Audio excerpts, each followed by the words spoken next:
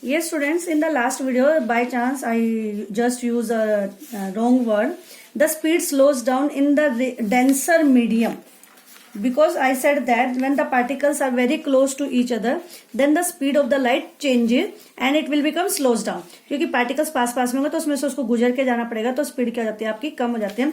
Just giving an example, as of all of you know that the speed of light is 3 lakh kilometre per second in air और vacuum, यानी 3 into 10⁸ metre पर second. If we see speed of light in water, तो then it will be 2.25 around, या 2.25 भी लिख सकते हैं, 2.25 into 10⁸ metre पर सेकेंड. और यदि मैं इसको सॉलिड के अंदर देखूं, जैसे आपका ग्लास है, एक एग्जाम्पल लेके देखते हैं glass, then it will be 2 into 10⁸ metre पर सेकेंड. अब देखो एयर के अंदर इसकी और वैक्यूम के अंदर कितनी थी, 3 into 10⁸ मीटर पर सेकेंड, और जबकि वाटर के अंदर देखिए तो 2.25 into 10⁸ मीटर पर सेकेंड आई, और सॉलिड के अंदर देखिए तो 2.2 into 10⁸ मीटर पर सेकेंड है. तो the speed of the light changes when it enters from one medium to the other medium, and all the medium should be transparent in the nature. So we can see that which one is rarer and which one is your denser medium. So denser medium, glass is denser than water, and water is denser than air. Right, समझ में आया. अब glass आपका denser है किससे, water से. Water किससे ज्यादा डेंसर है, एयर से. अब इसी के बेस पे यदि हम सिंपली कहें व्हाट इज देयर, तो you will say that greater is the difference in speed of light. यदि ग्रेटर डिफरेंस होगा स्पीड ऑफ लाइट में इन टू मीडियाज, मीडिया का मतलब two medium, what will be there, greater will be deviation, greater will be deviation in the path of light. Understand कि जितना ज्यादा दो medium के बीच में डिफरेंस होगा स्पीड ऑफ लाइट में, डेविएशन उतनी ही ज्यादा होगी. तो now what are the causes of deviation. Deviation कह सकते हैं या फिर क्या कह सकते हैं, रिफ्रैक्शन. डेविएशन का मतलब वही changes its direction when passes from one transparent medium to the other medium. अब रिफ्रैक्शन किसकी वजह से होता है, due to bending of light. कब होती है bending of light, when passes from one transparent medium to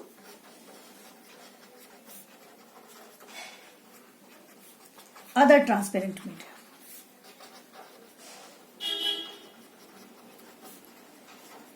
right, तो उसको क्या बोलेंगे हम, बेंडिंग ऑफ लाइट को क्या बोलेंगे, रिफ्रैक्शन. अब इसके क्या क्या कॉजेज है. अब आपका पहला कॉज या पहला जो रूल है वो क्या है कि इफ रे ऑफ लाइट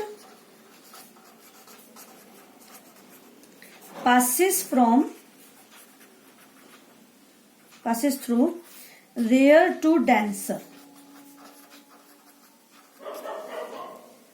तब क्या होगा, इट बेंड्स टूवर्ड्स नॉर्मल. तो ये किसकी तरफ बेंड कर जाएगी, नॉर्मल की तरफ बेंड कर जाएगी. Simply we can draw like this. We are having a glass slab, and if we want to check that this is the normal ray, if a bending of the light is there, this is an angle I, and this is your incident ray.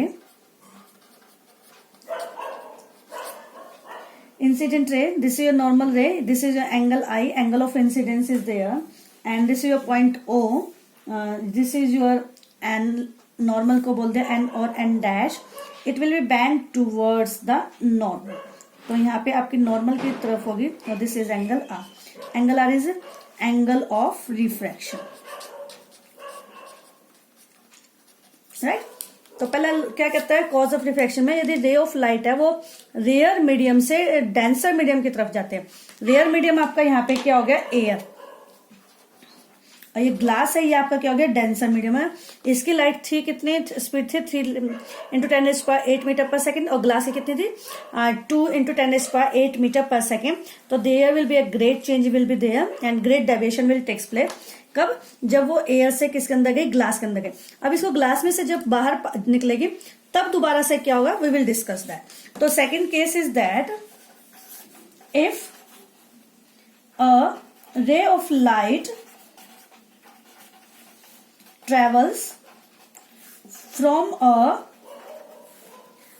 denser medium to rarer medium। Denser medium से किसकी तरफ जा रही है, rare medium की तरफ जा रही है। It bands away from normal. What does it mean, इसमें क्या था, ये देखो, इसमें ये किसकी तरफ बैंड करी थी, टूवर्ड्स द नॉर्मल। उसमें नॉर्मल की तरफ ना करके बाहर की तरफ जाएगी, अवे फ्रॉम द नॉर्मल। कब, जब हम डेंसर मीडियम से किसके अंदर जाएंगे, रेयर मीडियम के अंदर जाएंगे। Simply if it is a glass slab is there and this is your normal ray, आपकी यहां से इस टाइप से आई थी, this is angle i, again I2 कर सकते हो, उसको I1 बोला था। तो it will be refracted away from the normal like this, right. तो आपका इसमें देखेगा ये नॉर्मल है, नॉर्मल की तरफ ना के नॉर्मल से क्या जा रही है, आपकी दूर जा रही है। कब, जब आपकी लाइट डेंसर मीडियम से किस में ट्रेवल करती है, रेयर मीडियम में ट्रेवल करती है विद एन एंगल, एंगल के साथ मूव करें। थर्ड पॉइंट क्या कहता है कि if incident ray falls normally on the surface of glass on the surface of glass slab, what does it mean, कि आपका सिंपली ये आपका क्या है, एक ग्लास स्लैब है, इस पे इसी पे ये नॉर्मल रे है, इससे देखते हैं नॉर्मल रे है, और यही आपकी क्या है, इंसिडेंट रे है, राइट, और with an angle of 90 degree. 90 degree का आपका एंगल है। ये आपकी क्या हो जाएगी, रिफ्रैक्टेड रे, और ये आपका मीडियम क्या हो गया, ग्लास, और ये आपका क्या हो गया, एयर। तो जिससे थी उसी से आपकी क्या होगी, बार होगी, without any bending, without any bending. Understand.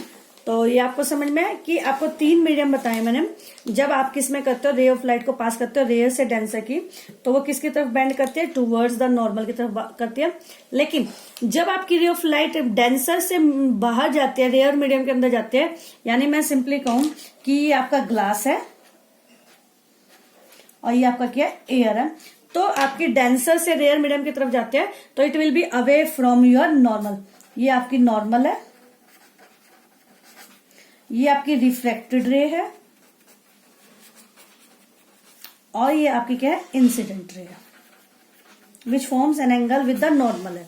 लेकिन जब कोई भी इंसिडेंट रे जब आपकी नॉर्मली फॉल करती है विदाउट एनी एंगल, 90 डिग्री का एंगल है, यानी स्ट्रेट उसके ऊपर पड़ता है, तो उसी के साथ वो आपकी बाहर निकाल जाती है।